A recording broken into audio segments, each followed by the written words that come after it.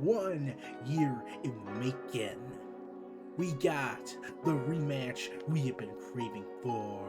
Thunder Rosa versus Dr. Britt Baker, D.M.D. in a steel cage match, which is kind of like Hell in a Cell, but you don't win by escaping the cage. So it's more like a hybrid Hell in a Cell match, steel cage match, sort of. After their disappointing matchup at Revolution, though I blame that more on placement on the card, because as you were telling Thunder Rosa and Britt Baker, okay, so when I can get you weapons, but you're gonna have to follow Punk and MJF in the dog collar match, and the crowd is completely dead. So yeah, even if Thunder Rosa won at Revolution, it would have been hollow for me because the crowd's not into it, because they were just drained out of a near 30-minute spectacle. But this is their last chance, and if they try to fail giving Thunder Rosa that World Championship of AEW's Women's Division, then all of us AEW fans, we're gonna run. And if she loses, we're gonna run. Kind of the only thing we do. Get that reference? Oh man, Thunder Rosa and Dr. Britt Baker, D.M.D. have had an eternal battle of pure brilliance, violence at its basest instinct, and now St. Patrick's Day approaches with St. Patrick's Day Slam, or as I like to call it, St. Patrick's Day Eve.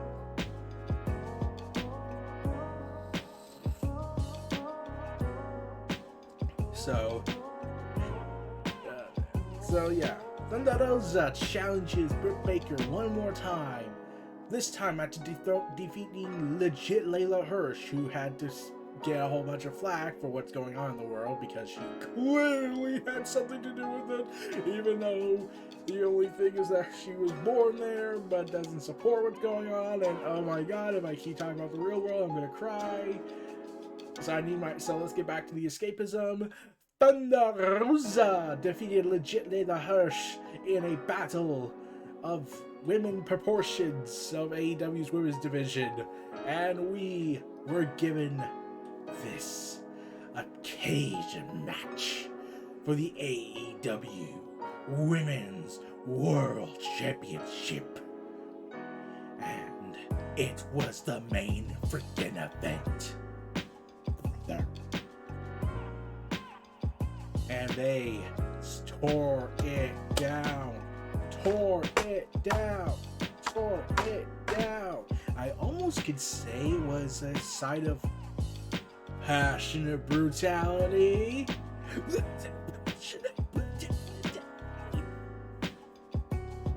So yeah, much long in the making, and we're finally getting it. This is what we should have gotten at Revolution, but also time constraints could have been an issue if they did this match. Yeah, they probably should have made this the, like I said, I'm going to say this when I also get to the AEW Revolution talk about MJF and CM Punk. Tony Khan, biggest criticism I can say for that show is that he needs to better place matches on the card. Especially the one you hyped up the most, besides the world title, that should have went first. Then we would have had an adrenaline-pumped crowd, more so than just because it's AEW, and therefore everyone already has confidence in them. And then do the steel cage match, and this would have been the brutality. So yeah, brutal match, everything you wanted. In fact, it was probably a better Hell in a Cell match than some of WWE's other Hell in a Cell matches. And I'm gonna be real, they really cut it close to time. They didn't give an announcement that this could go on after 10 p.m. So I really thought like, oh god, wait, does that mean the match could end in the draw and Britt Baker retains because they just went too far into it? Oh, wow. If they did that, that would have been actually kind of interesting, really shocking if they did that. And also pissed everyone off. But together with Britt Baker, Thunder Rosa, and lack of assistance from Britt Baker's entourage after they kicked out Mercedes Martinez, they went ahead and said, "We're gonna run." And we got the long-awaited sequel to Passionate Brutality and Bloody Brilliance. Beautiful. Perfect match for this finale. To finally give us the solid conclusion we have long been waiting for. And now...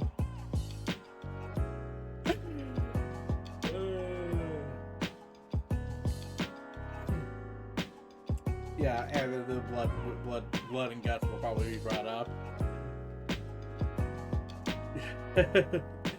And they wanted to bring in RB Edwards, super kick the referee, especially where kept getting a flashback to a WWE botched referee takeout that ended a ref's career. God, I hope that ref's alright. Okay.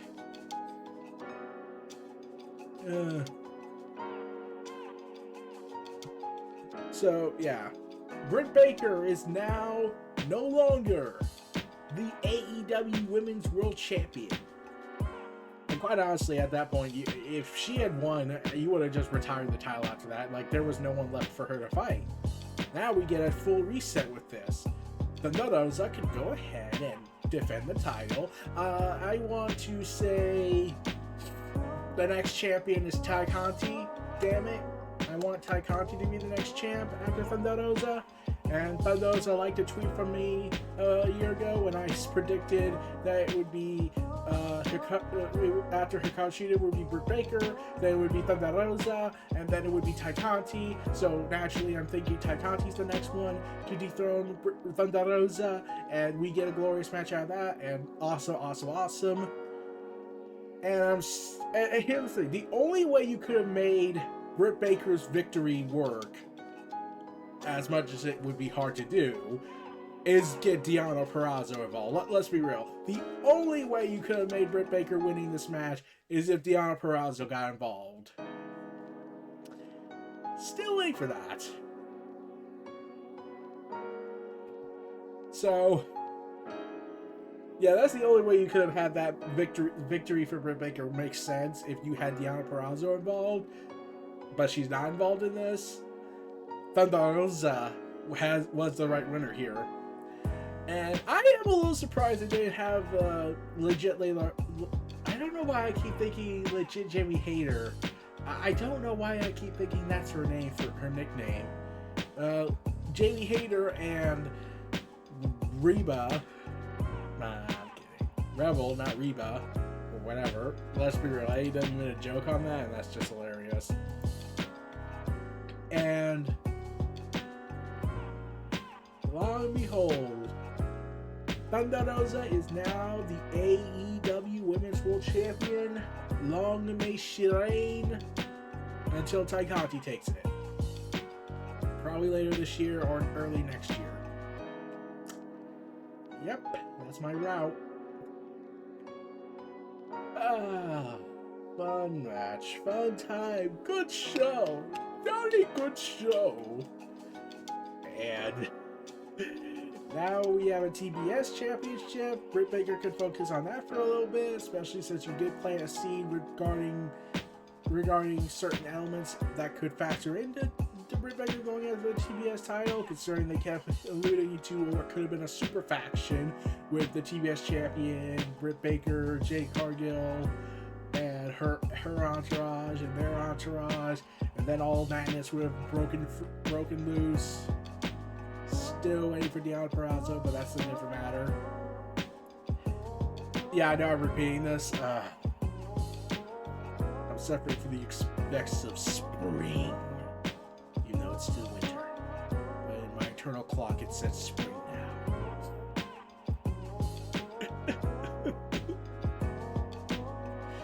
So, yeah, thumbtacks, steel chairs. Kind of amazed they didn't go for tables after this.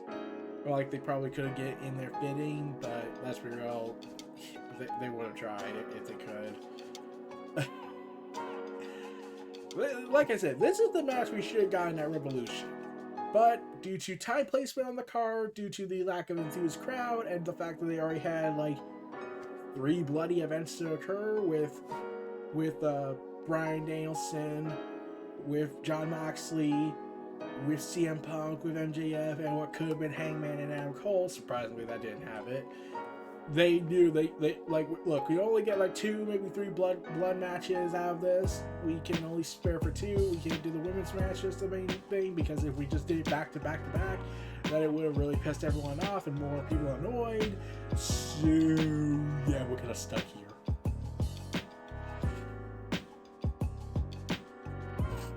But I am excited for the Thunder Rosa to finally make a run with the AEW Women's World Championship. It will be glorious. All the challengers now line up.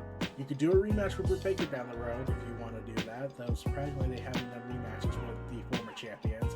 Heck, throughout this entire run, I was honestly expecting Britt Baker to eventually have a rematch with Hikaru Shida. Nope, she's too busy dealing with Serena Deeb. But Thunder Rosa can now work with Jamie Hayter, with Rebel, not Reba, or whatever.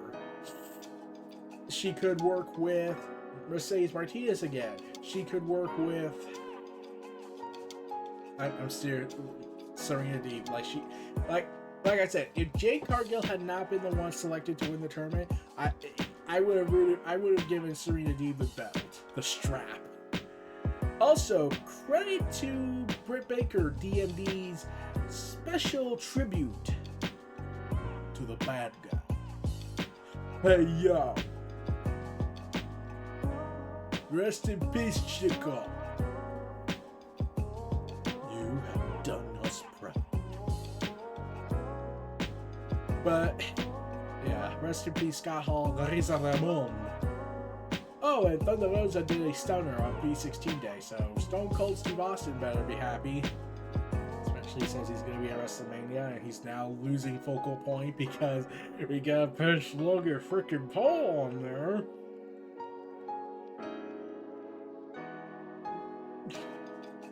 So yeah, spring's coming, so expect the sniffling stuff to keep going on and on.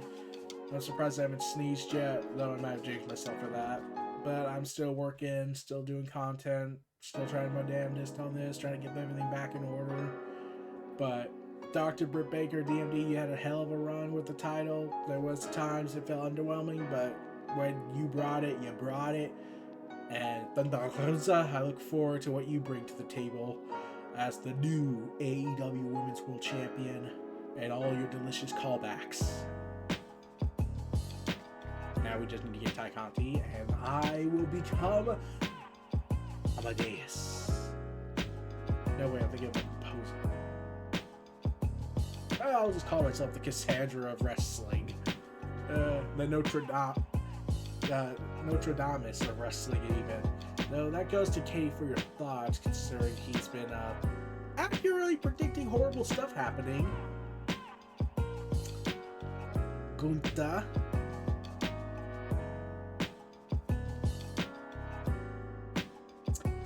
But moving on. Thunder Rosa, do us proud as our new AEW Women's World Champion. Britt Baker, thank you for your contributions. See you on down the road with that belt. But for now, you've done your part. This was Neo Reality Entertainment, the WrestleVerse. Feel free to like, comment, subscribe, check out my content in the description below, stay tuned for more, and subscribe and stay tuned for more, and see y'all later for tomorrow for next content. And I will finally hopefully catch up more on AEW Revolution talk. Oh, there's so much wrestling going on in the world and not enough time to cover it all.